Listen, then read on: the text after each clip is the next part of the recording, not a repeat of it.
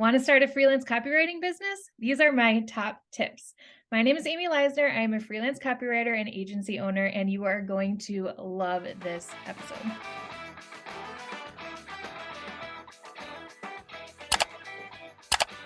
What have you learned building a copywriting business, or what tips do you want to share with us today?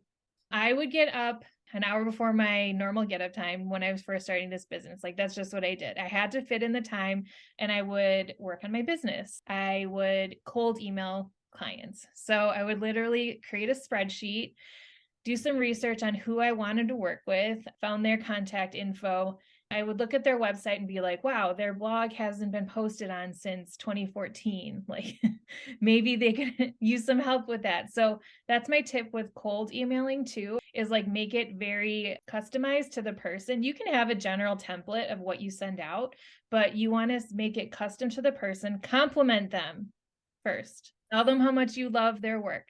Tell them, how great they are, how much you love their website, blah, blah, blah, blah, blah. And then offer a little like value, like an opportunity. Oh, I see in your blog that you haven't posted since this date. I could definitely help you with that. And like having a blog on your website is really valuable because XYZ. So you're offering them value in the email itself. Like, even if they don't work with you, they just got educated that they should have their blog, and you told them why.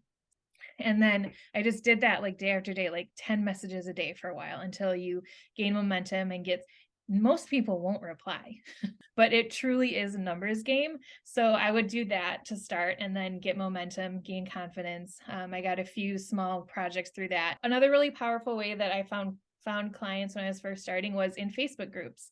So taking advantage of like SEO on Facebook and on social media, like getting in the conversation, showing up as the go-to person in whatever your niche is. I really have built the vast majority of my business on referrals. And it's because like I make it clear what I do, making it easy for people to refer other people to me.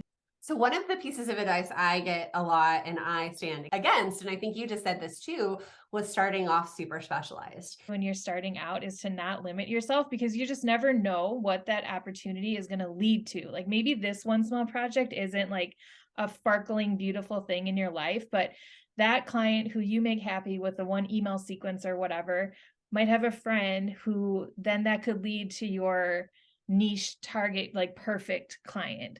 So I just feel like you might be blocking yourself off by not taking those opportunities that don't seem perfect to you, or the like where you think your niche is. If you have the time for it, if you have the space for it, if you have the energy for it, why not? You're going to learn something new. You're going to meet new people. I just don't see the downside to those opportunities. Yeah, I see this all the time. People specialize so quickly, but I feel like it's so hard to build your reputation and have that social proof if you haven't done it. And I think just zeroing in a specialized service and trying to charge premium rates out of the get-go. Then also on the flip side, when do we know when it's the wrong job and we're taking something out of desperation? Like it can also go that way. For sure. Yeah, I just talked about this actually in my group today. Is like, I really am into the energetic side of things, and you're going to learn, like your body is going to teach you when something is right and when it's not right. And then also just logically, like when there's a supply and demand issue in your business and you have too much demand for what you can supply, then you get to be really picky and specific. You book out, and it's so powerful to raise those rates as well. Do you have any more tips about building your own freelance copywriting business? Make it legit. So this is an energetic thing too, as well as like you got to pay the tax man thing. Like, I got an LLC right away, which made it more real, like in my head, and also to the government. I believe in having a website. So set up a website for yourself. It doesn't have to be anything really elaborate, but set up a website, start putting yourself out there on social media, like take advantage of these free things that we have out there. And honestly, like speaking specifically to copywriters, people tippy-toe around calling themselves a copywriter for some reason. If you want to be a copywriter, permission granted. Like, you are a copywriter if that's what you want to be. You don't have to like have tons of experience in order to be that, but the sooner that you kind of proclaim that and decide that identity, the sooner that things are going to like open up for you.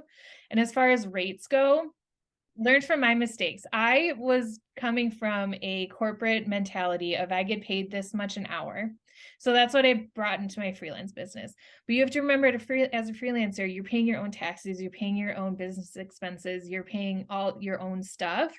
So you have to factor that into your rates as well. So just give yourself a little bit of a cushion. Also, projects always take longer. So keep that in mind too. As far as pricing goes, like I know we're taught to price our worth, which I don't even know what that means, but like for me, I needed to incrementally give myself small raises because that's what my system could handle. Don't feel like you have to make these big leaps in pricing just because that's kind of what we're told. I feel like you have to feel good about it. Feel a little uncomfortable, just a little, but don't put so much pressure on you to like have to charge this much because then you're not charging your worth. So what tips do you have when it does come to pricing? I think you have to know your market and you have to understand where their head is at as far as what they're used to paying, what they hear their colleagues are paying, things like that. So like having a pulse on kind of what that industry standard is in your industry helps you price in a way that is going to not scare someone away, but also there's some copywriter like community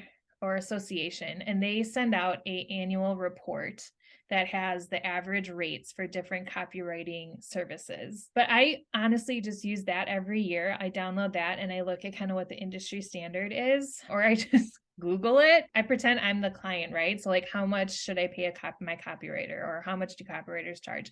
And I kind of see what the averages are. And when I was starting, I saw how I was underpricing myself a lot. And so just seeing that actual proof. Can we talk about your move from full-time to freelancer? Because that's like a sticky situation for a lot of people. So yeah, it was just a matter of like hyping myself up, getting a fair amount of those side hustle clients kind of locked down just for extra supportive income. Some people will say, jump before you're ready or whatever. Like that was not my vibe. Like I needed some support there and had a good relationship with the CEO. And then I had a pre-conversation with the creative director. So I asked her advice, like, what do you think? How do you think the CEO is going to handle this request or blah, blah, blah. And then she told me like, have the conversation, so she kind of gave me that assurance that it's going to be fine, like it's going to benefit both of you. So then I went there to have the chat with him, and then it was kind of nice because it was that balance of like jumping before you're ready but also having like a support system. Then the transition for everybody of, oh, where's Amy? Like my hours changed, then he had to learn that I'm not on call all the time anymore. So there was like a learning curve there a little bit, and also teaching myself that I'm no longer an employee, so I don't need to like be available all the time, and I have more authority and autonomy over like my decisions and everything. And that was an adjustment going from your whole life working for someone else. I mean, this whole lesson for me sometimes is being like saying no to some things and how many other doors open up. But like when you're ready for it, it's there. So much work out there. The copywriting world, I mean, even with AI right now, it's like never going to change. Like people need help with their messaging, they need help with their storytelling, like so much content. And I think once you see the amount of work, oh my gosh, you can't ever go back, right? Yeah, it's evolving, it's changing. Like with AI too, I've been using Chat GPT and I love it because it's like this really easy first draft that you get to go in and then like customize and craft and use your knowledge in voice and tone and all those things as a copywriter to make it personal. Like humans are humans, and you're also going to have to know how to ask these robots the right questions, which Right. is a skill that a copywriter has as well. But yeah, it's definitely not going anywhere, and the work is abundant. Oh my gosh. So what advice would you have for someone who's thinking about doing copywriting as their digital service? First of all, I would say love to write. Like you have to like to write. That's what you'll be doing all day long. Set a goal that seems reasonable to you to get started and commit to it. Just like little small things you can commit to gain momentum. And don't stress about a niche when you're first getting started. I feel like that'll come to you naturally as you get more experience under your belt. Proclaim yourself a copywriter sooner than later, so your energy is behind what you're putting out there, and just get out there and put yourself out there, take risks. It's going to be uncomfortable. You're going to feel awkward at first, but it's all going to be worth it. I also like the creative puzzle about it and the challenge. Like, how can I not do things the same or see things differently? And the journalist in me always loves learning about different topics. And being able to share it with other people. And so I feel like copywriting, you get to do that. You kind of have to have a love of learning because your clients are coming from all different, industries, and everyone's business is different.